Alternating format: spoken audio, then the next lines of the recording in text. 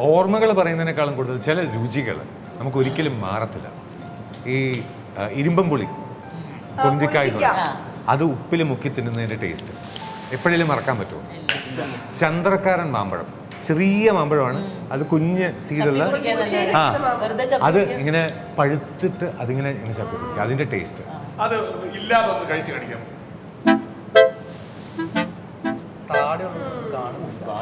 അത് തന്നെ.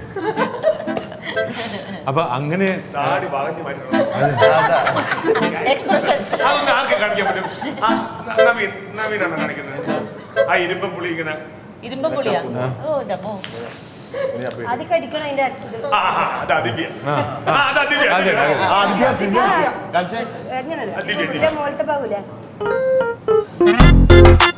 പുളി വരുന്നില്ല. ഇപ്പൊ വരും.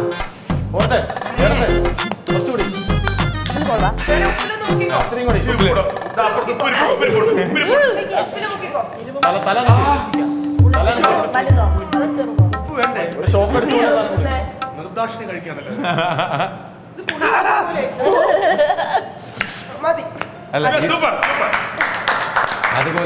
അതുപോലെ സ്കൂളിൻ്റെ അടുത്ത് ഉള്ള ചെറിയൊരു സ്റ്റോറിൽ കിട്ടുന്ന ലൈം ജ്യൂസ്, ഈ അരിച്ച ലൈം ജ്യൂസ് ഫ്രിഡ്ജിൽ വെച്ചിട്ട് അതിന് വേറൊരു ടേസ്റ്റാണ്. അത് എത്ര കാലം കഴിഞ്ഞാലും ആ ടേസ്റ്റ് മനസ്സിലുണ്ടാവും. അതുപോലെ നമുക്ക് മറക്കാനാവാത്ത ടേസ്റ്റ് ചിലപ്പോൾ നമ്മൾ വീട്ടിൽ കഴിച്ച ചില ഫുഡിൻ്റെ ആയിരിക്കാം, ചില സ്പെസിഫിക് ഫ്രൂട്ടിൻ്റെ ആയിരിക്കാം. ഞാൻ ആദ്യമായിട്ട് മാംഗോസ്റ്റീൻ കഴിച്ചത് എനിക്കിപ്പോഴും അതാണ് നൊസ്റ്റാൾജിയ. ഇപ്പോഴും മാംഗോസ്റ്റീൻ കാണുമ്പോൾ എനിക്ക് വല്ലാണ്ട് കൊതി വരും. അപ്പോൾ ഇങ്ങനെ നമുക്ക് രുചീനെ വെച്ച് നോക്കുകയാണെന്നുണ്ടെങ്കിൽ ആ സ്ഥലം ആദ്യമായിട്ട് കഴിച്ചത് കുറ്റാലം, ആദ്യമായിട്ട് കഴിച്ച സ്ഥലം കുറ്റാലം, അമ്മൂമ്മ വിളമ്പി തരുന്ന ആ ടേബിളിൻ്റെ നിറം, അടുത്തുള്ള ആ മതിലും, വരുന്ന അമ്മാവന്മാരും, അമ്മൂമ്മ ആദ്യമായിട്ട് ഉണ്ടാക്കി തരുന്ന ജിലേബിയും, എൻ്റെ പൂണൂലിന് വേണ്ടിയിട്ട് അമ്മമ്മ ഒരു വലിയൊരു ഡ്രം നിറയെ കോക്കനട്ട് ബർഫി കൊണ്ടുവന്ന് അത് കഴിച്ച് കൊതിയേറിയിട്ട് പിന്നെ എനിക്ക് കഴിക്കാൻ പറ്റാതെ ഫുൾ എല്ലാം കൂടെ ഛർദ്ദിച്ച് ഒരു വഴിയൊക്കെ ആയിട്ടുണ്ട്.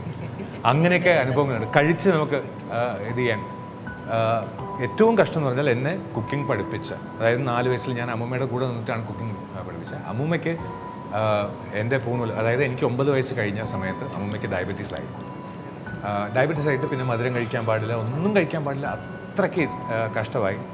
വളരെ ലേറ്റസ്റ്റ് സ്റ്റേജിൽ പാരാലിസിസ് ആയതിനു ശേഷം ഒരിക്കൽ അമ്മ പോയ സമയത്ത് കൈവച്ച് കഴിക്കാൻ പറ്റാതെ പ്ലേറ്റിൽ മുഖം വെച്ച് കഴിക്കേണ്ടായിരുന്നു.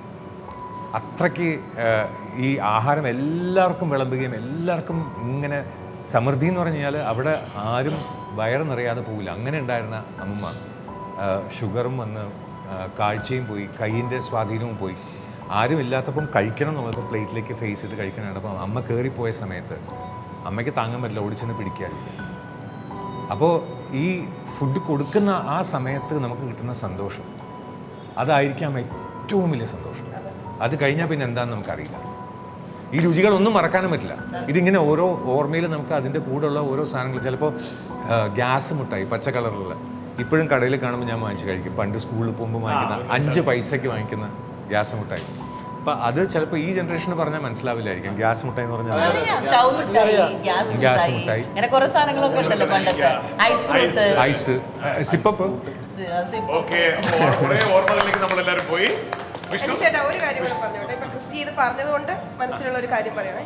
ക്രിസ്റ്റി ഇപ്പൊ പറഞ്ഞില്ലേ അമ്മ ഭക്ഷണം എല്ലാവർക്കും കൊടുത്ത് അത് കണ്ട് വളർന്നതുകൊണ്ടായിരിക്കും. എനിക്ക് ഞാൻ നോട്ടീസ് ചെയ്തൊരു കാര്യമാണ്, ഇവിടെ ക്രിസ്റ്റി എന്ത് ഫുഡ് ഉണ്ടാക്കിയാലും എല്ലാവരെയും അത് വിളമ്പി കൊടുക്കാൻ ഭയങ്കര ഇഷ്ടമുള്ള ഒരാളാണ്. ചിലപ്പോൾ എനിക്ക് തോന്നുന്നു ഞാനത് നോട്ടീസ് ചെയ്തിട്ടുള്ള ഒരു കാര്യമാണ്. ചിലപ്പോൾ ആ ഒരു അമ്മയിൽ നിന്ന് അങ്ങനെയാണല്ലോ, നമ്മുടെ കണ്ടും കേട്ടുമാണല്ലോ നമ്മൾ വളരുന്നത്.